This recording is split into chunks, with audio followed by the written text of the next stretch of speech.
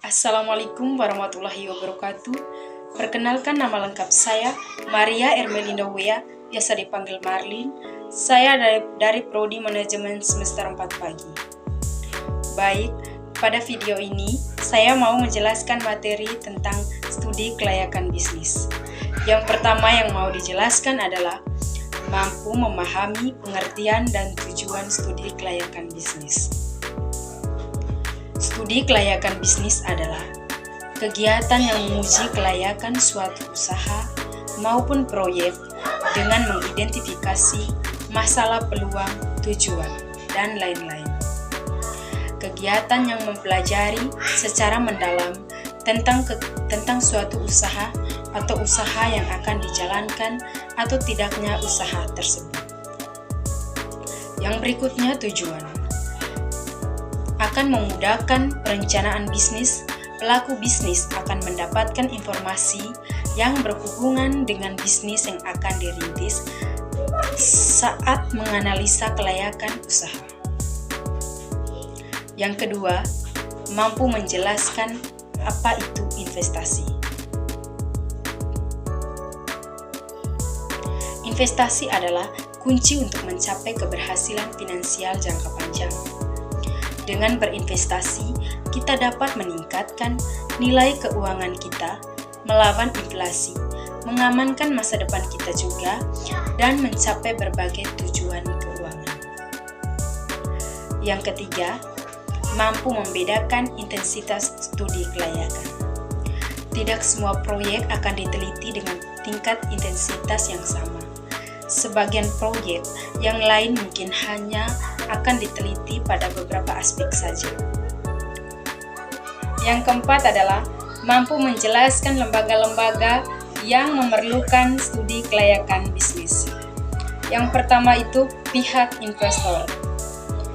Pada saat sebuah laporan studi kelayakan bisnis dinyatakan layak, maka langkah selanjutnya yang bisa dilakukan adalah mencari investor atau penanaman modal apabila hal itu diperlukan. Yang berikutnya adalah pihak kreditor. Pihak selanjutnya yang memiliki kepentingan yaitu di mana pilihan lain untuk mencari modal selain investor adalah kreditor.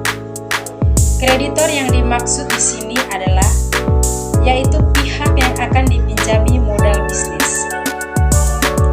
Yang berikutnya adalah pihak manajemen perusahaan.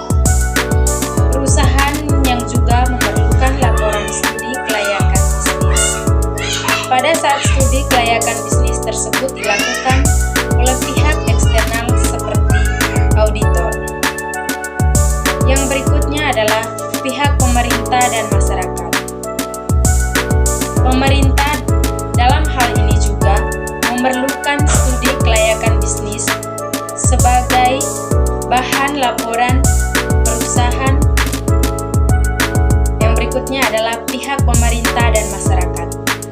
Pemerintah dalam hal ini juga memerlukan laporan studi kelayakan bisnis sebagai bahan laporan perusahaan. Yang berikutnya adalah tujuan pembangunan ekonomi. Tujuan dari studi kelayakan bisnis juga perlu menganalisis masalah biaya dan melihat dari manfaat yang diperoleh oleh perusahaan terhadap pembangunan perekonomian nasional. Dan yang kelima, mampu menjelaskan keputusan investasi. Memperoleh tingkat keuntungan yang tinggi dengan tingkat risiko tertentu. Keuntungan yang tinggi dengan risiko yang bisa dikelola diharapkan akan menaikkan nilai perusahaan yang berarti menaikkan kemakmuran pemegang saham. Yang kelima, mampu menjelaskan keputusan investasi. Memperoleh tingkat keuntungan yang tinggi dengan tingkat risiko tertentu. Keuntungan yang tinggi dengan risiko yang bisa dikelola diharapkan akan menaikkan nilai perusahaan yang berarti menaikkan kemakmuran pemegang saham. Kesimpulannya adalah studi kelayakan bisnis merupakan suatu studi yang mempelajari secara mendalam tentang suatu kegiatan atau usaha atau bisnis bisnis yang akan dijalankan dalam